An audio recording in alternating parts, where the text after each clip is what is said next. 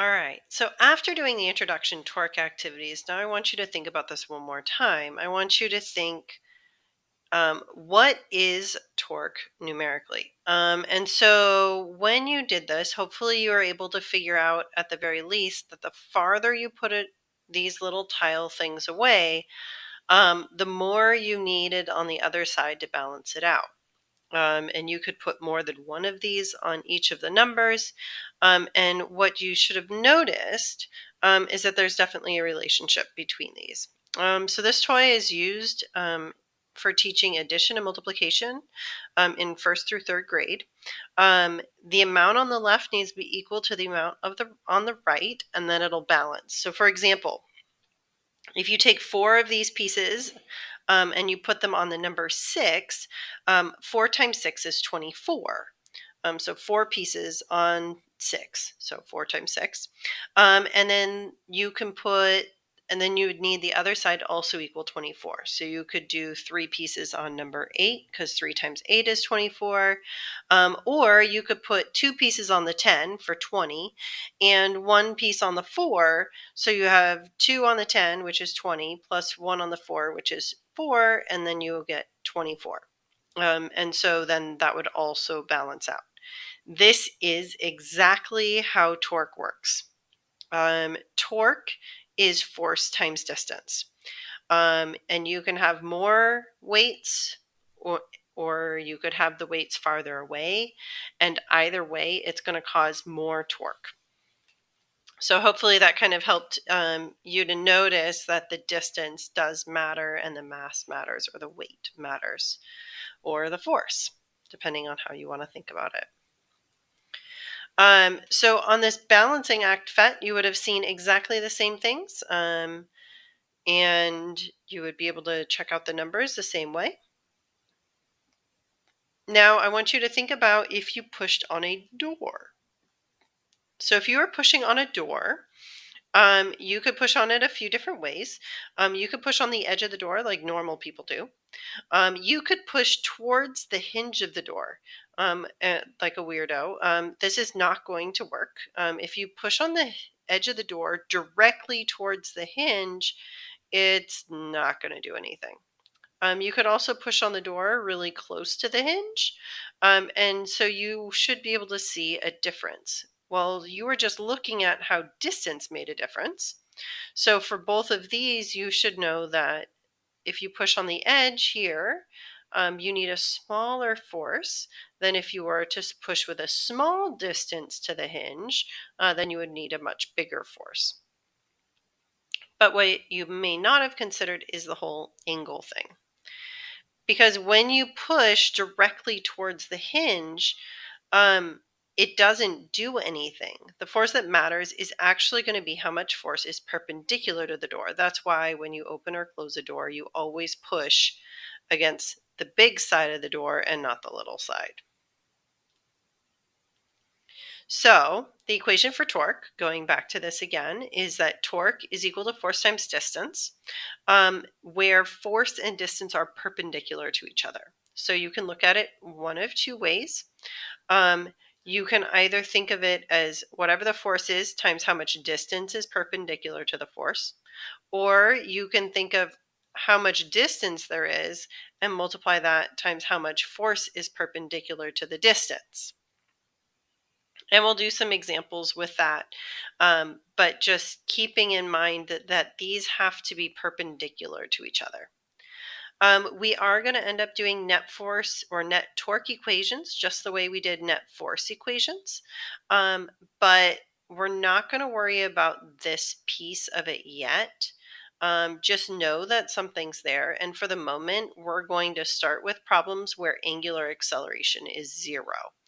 So that way, this magical I times angular acceleration goes away. And then we're only going to be worrying about the net torque for right now. So whatever torques are causing something to rotate. So let's take a look at that.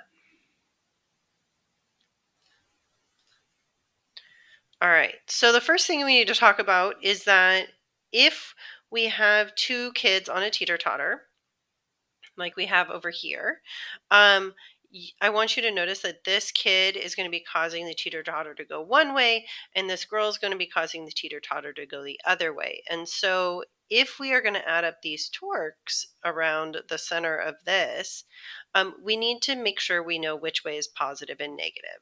And so, the boy is applying a positive torque. And the girl is applying a negative torque. And the reason for that is that clockwise is considered negative and counterclockwise is positive. And in case you don't know which way is which, I have a clock up here in the top right corner. So clockwise is going like around. I can't say to the right because on the left it's going up.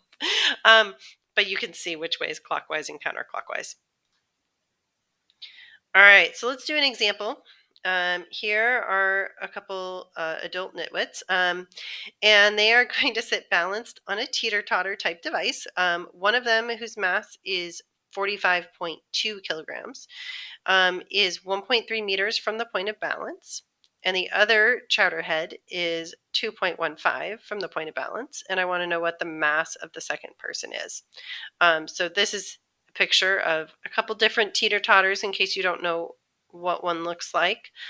This example is just two people, so one on either side. All right, so how do we do this? We're going to set this up where we have the torque from the person on the right is going to be negative, and the torque from the person on the left will be positive. And so on the left, we just have negative force times distance, and on the right, or on the left, we have force times distance as well.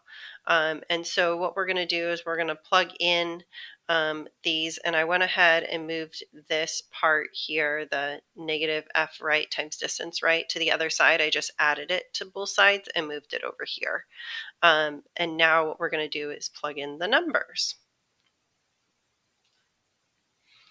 So the torque is force times distance. So we have force on the left times distance on the left is equal to the force on the right times distance to the right. Now you're given mass. So you need to remember that gravitational force is mass times 9.8 on Earth. So that's why I have the mass of the left times 9.8. And then this 2.15 is the distance to the person on the left. And then over here in red, I have the person on the right, whose mass is 45.2 times the 9.8 because it's just mass and I need force, and then times 1.3 meters. And then what I'm going to do here is I'm going to divide everything by 9.8, which means that if you notice everything's already in mass and you don't care if it's mass or force, you can just leave it as mass and automatically divide by 9.8 from the very beginning. That's fine. Just be careful because a lot of times you're going to be given some forces and some masses. So it's a good habit to get in to just always putting it in terms of force from the beginning.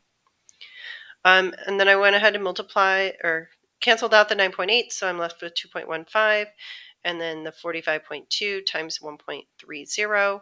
And then I went ahead and did the algebra. And so the person on the left is going to have a mass of 27.3.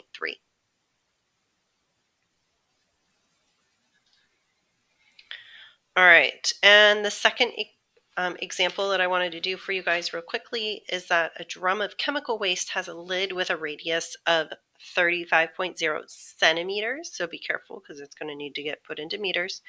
To open the thing, a torque of 367 Newton meters is required. With which force must you work on the thing? So torque is force times distance. In this case, we're going to use that distance as the radius because that's from the center of rotation to where you're going to apply the force. And so we have the torque, which was given in the problem, is equal to your force times the radius, which is how far you are from where you're rotating it. And then I just did some math and I got a force of 1,050 newtons. All right, and the last example is another teeter-totter problem. Two little kitties sit on a teeter totter. One kid has a mass of 15.2 kilograms and is 1.1 meters from the point of balance. The other tot has a mass of 17.1 kilograms. How far away from the pivot is the second child? All right, so what I'm going to do is I'm going to start with the two kids on either side. So one kid is going to be the blue kid, which is going to be in the negative side. The other kid's going to be on the positive side in red. And then I'm going to put in the forces.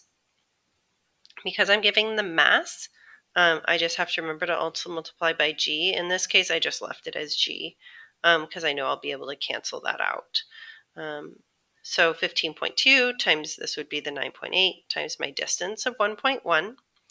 And then the other kid has a mass of 17.1, also times g. And then this distance, I don't know. So I'm going to just think of it as that second distance here, distance 2. That's for the second kid. And then I multiply these numbers together. I get 16.72 G. I can add that to the other side, so I'll be able to solve. And then I'll divide both sides by G. So these G's will cancel out now.